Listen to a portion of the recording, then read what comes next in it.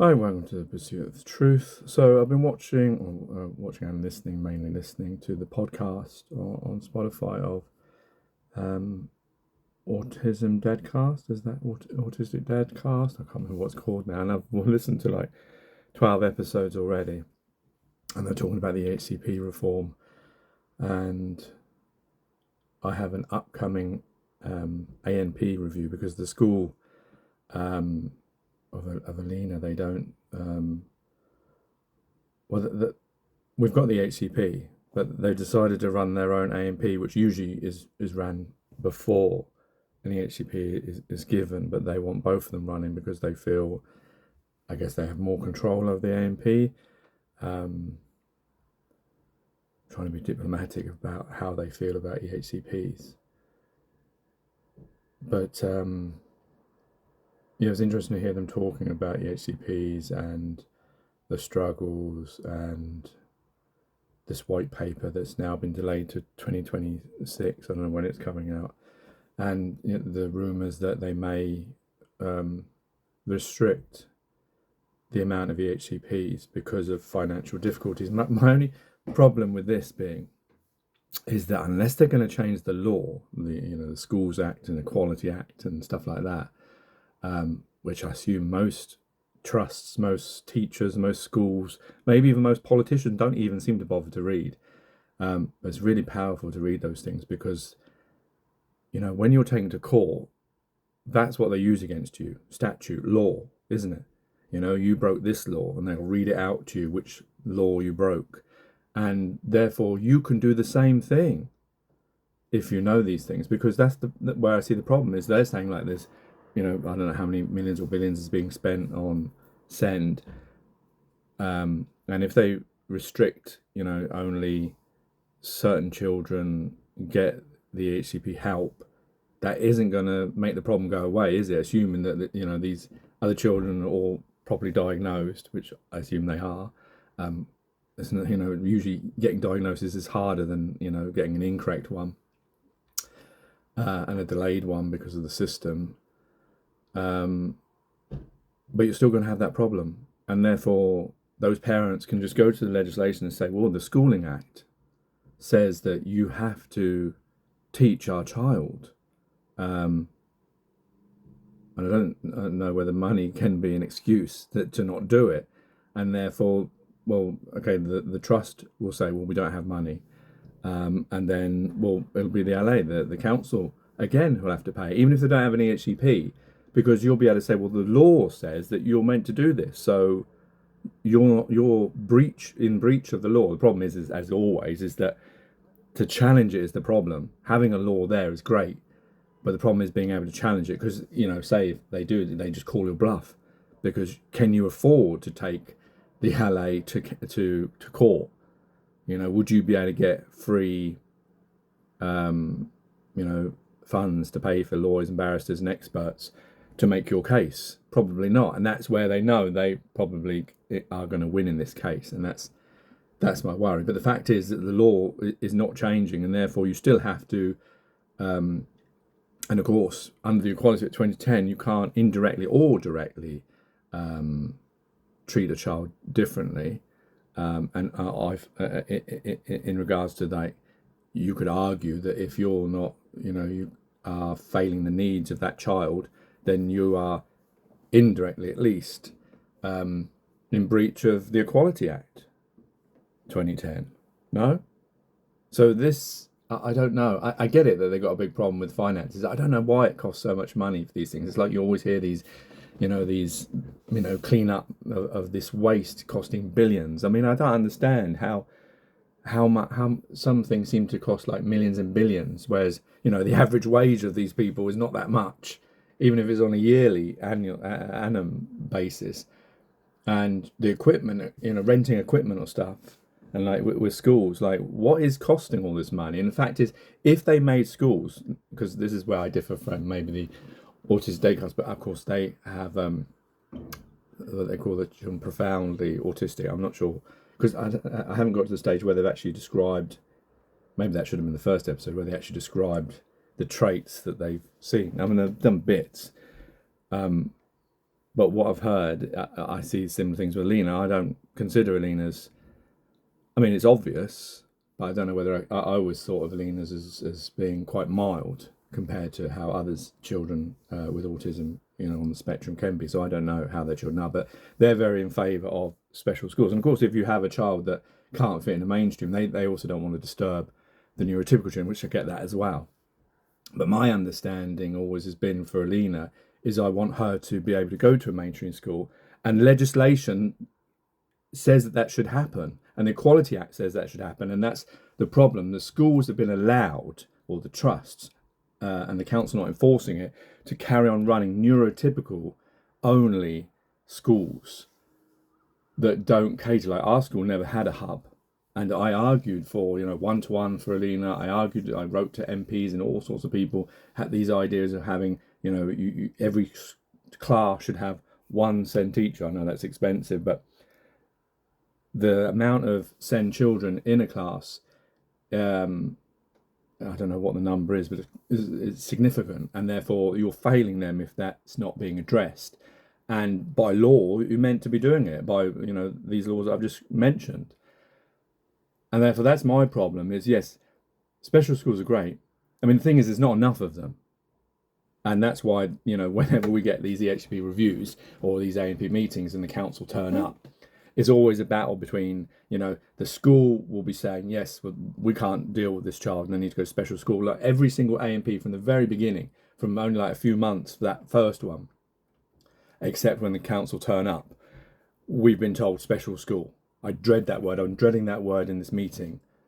And Alina's made a lot of progress, so I'm not expecting it, but I bet it's going to come up, like we can't meet our needs or financial. Well, it's not my problem, the financial problem. The financial problem is your problem. Are you telling, because this is the thing, are these SENCOs and etc., they're telling me of this problem, which I can't deal with, but are they telling their trust? Are they telling their head teacher? Are they telling the council? Are they doing that bit? Because they're the only ones who've got the money. Either the trust is going to pay for it or the council. And also, like with the HCP, it was a disaster this year where it was just ignored. I'm going to miss what I'm talking about. I hope I come back to it. But the HCP was just ignored in the sense that it was a cut and paste job, clearly a cut and paste job. Everything at the school, because they couldn't even sign in, the council, on Teams or whichever platform it was, which is like, since post-COVID, that's like criminal. But that was their excuse. And the school listed so many great things. They've actually come on, despite mentioning a special school all the time and finances and etc. They've at least, especially the teachers, and we're seeing it in Alina, she's a completely different girl than she was 2 years ago. She's speaking, she's more malleable, she's able to do tasks, etc. And because we keep saying like, Aiden, who's his twin, who's more neurotypical, is like doing computers and outdoor learning. There's specific teachers those. Why isn't Alina doing? And also they gave up giving Alina books to read. And I said, why are they doing it? Now they're doing all that things, and now we're seeing this progress in Alina. And you see, that's the important thing. But it shouldn't be up to parents to have to fight for that, because the law says, and people who are meant to be in the teaching industry should be doing these things. And SENCOs, that's the whole point of them, is to make sure this is all done. This is not, it always feels like this is the first autistic child I've ever come across, which of course it can't be. But that's how it always feels. Where's the learning from all this? So that was cut and paste job. And then they said they would have a word with the SENCO. That was over the Christmas, it was before Christmas thing. And then, weeks just passed. And I was thinking, the deadline, surely whatever the deadline is, 4 weeks or 12 weeks, that's passed. They're still not got back to me. And I decided, let me get back to them. What's going on? And they say, it was all agreed. The SENCO or the school said everything was fine. I don't know whether that's true or not. I would find that hard to believe, because none of the things that they said were in there. And even though that's why they decided to use their A&P in that meeting, maybe in anticipation of what happening. But where was the fight for, like, I put myself on the line by, using Gemini and etc. to go through the law, reading it, checking it myself that makes sense, putting quotes from the law, letters, emails. They came back and said, blah, blah, blah, blah, answered like 10 out of 30 questions that I put, and then I put to them, well, where's the answers to all the questions? When I write a letter, I expect answers. Like, if you wrote me a letter, those bloody forms we have to fill out, I have to answer every single one. So I expect you to do the same. And they just went silent until I asked them, and they said, yeah, no, the school said it was okay. And I said, like, have they been using Echp? Yeah, they've been using Echp. I don't think they have, because then they sent me the final copy saying it's all done now. I mean, really, I suppose I should have gone to tribunal because 98% win, and I definitely would have won this because last year they didn't even bother to make one. Yeah, there was no actual, not even a cut and paste job. There is actually no, they just used the same one as last year, and that was it. No updating of anything. And being F is the same as it's been since you was seen for the assessment by the psychologist or whoever it was. And so it's 3 years old now, the same stuff. And they say, no, it's fine for primary. I mean, there's only like, because I'm hearing that on this podcast that some of these EHCPs are like 36 pages long. Ours is like, I don't know, it's not that long. I mean, B and F, they're not, they're like a page. And even when I sent it to a maze, they say, the HCP, the council always send a maze, they can do it. They looked through it and made some points. I put those points to the council. They ignore those as well. I mean, you're telling us, you can go and seek this person to, check things. I don't know if they are independent or not, so I don't know where the money comes from. But still, they picked up some points and said, this doesn't look, and I said that to them. And they just ignored that as well. They didn't even touch on that. And it's like, the problem I see is the council is the problem. Because with this 98%, it shows that it's the council the problem. They're purposely making these documents and hoping that parents don't fight for it. Because otherwise they wouldn't come back with this success rate. That means the job's been done poorly. And I can't believe it's being done poorly on purpose. That's why I think the LA should be out of the HCPs. The EHCPs should be done by the school. Because they're the ones who know because they're the ones teaching the children. And maybe not just the Senko, the teachers as well. Because the teachers are the ones that see day to day. Senkos don't. But though the school, the teacher and the Senko, they should be the one writing the HCP. Because they know exactly what the child needs. I mean, yeah, they can use experts as well, but they don't do that. They only use it once, because I thought they'd do it every year, because that would make sense to me, but they don't. So that's what they should use, and then not the LA, because the LA are writing it for themselves. It's like marking their own tests. Of course they're going to make it cheap and easy, because they have to cough up the money, because that's the problem. Because I'm thinking in this meeting, he's going to say again, like, well, we don't have the money for this. And I'll say, well, is it in the HCP? Because apparently you agreed that was okay. And if he says, no, it's not in the HCP, then wait a minute, well, why didn't you say that then? Because if it's in the HCP, then we could go back to them and say, well, it's here, and you legally have to pay for this. And that's why the LA are writing them. I mean, that... and the government must know that, because they must see the statistics, and parents, I'm sure, are telling them that, I went to tribunal and then I won, and then they did all these things. So... they don't really need this months and months white paper. A few parents should be able to tell them, and they can see the common denominator in all this. But of course, if they do the right thing, which would be to give it to the school, it would cost even more money, wouldn't it? Because they would put exactly what they need, and you'd hope they would. But yeah, now getting back to the point, which I don't even remember what the point was. Maybe I've already addressed it in this what I've been talking about Alina's EHCP, the fact that they didn't really, oh, my battery's running out, didn't really do it properly, but just the fact, like with this EHC white paper, is that the law's still going to be the same. So even if they cut it, then what, parents are just going to say, well, this is the law, so you still got to cough up the money, unless they're going to say, well, yeah, take us to court then. I don't know. But yeah, it's just... I mean, yes, they need to build more schools. First thing needs to be done. Yes, they need more special schools, because maybe some children, they need that special care, more one-to-one. But mainstream schools, under the law, have to still provide for every child. And a lot of these schools say, yeah, we provide for every child. You know, when you go around the tours, they tell you all that. They're specialists in autism, and they have this, that, and the other, and sensory room, and, you know, because they know maybe that part of the law, you know, and they make a big deal of it. And that's how it should be.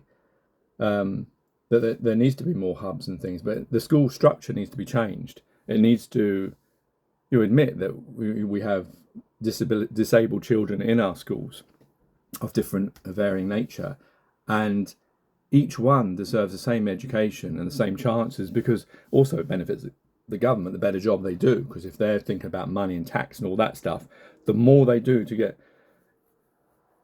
if they leave a child to not do well, then obviously they're not going to do well. But if they help that child reach their maximum potential, whatever that is, then that will surely be a benefit to the government. So this money is well spent money, because, and also from a point of view as from each other, we want each other to have that experience of life, to be able to understand all these things which you learn at school. That's our system, isn't it? But yeah, definitely needs to be a restructure of mainstream schools, and they need to be properly disabled, neurodiverse, you know, like that's to do with curriculum, to do with the skills of the teachers, to do with the amount of the teachers, to do with how the classrooms run. Everything needs to be relooked at to adjust this so that they can meet the law that they claim that, well, they probably claim that they are meeting, but I don't know. I mean, I know that seems like really expensive. How do you do that? Because these buildings are only, a lot of them are old and they don't have all this capacity. So I don't know. Is it then you mean you just build special schools? But when you look at the statistics, and I've heard people say who are in this, who's in the care system, that children that have gone through mainstream school tend to adapt better later in life. And we know there's a lot of statistics around how children are, but of course that could just be because the children with more profound disability go to those schools, and therefore that's why you get that statistic. I don't know, but it like they say in this podcast, every child should reach their potential, whatever that is. And the problem is in the system that we live in, like I was going about, the problem is, what's the real problem? Money. The aspect of money is the problem, because we actually have the buildings, we actually have the knowledge, we actually have the people, we've got the children, we've got all this stuff. We know how education works. The reason we can't do it is because of money.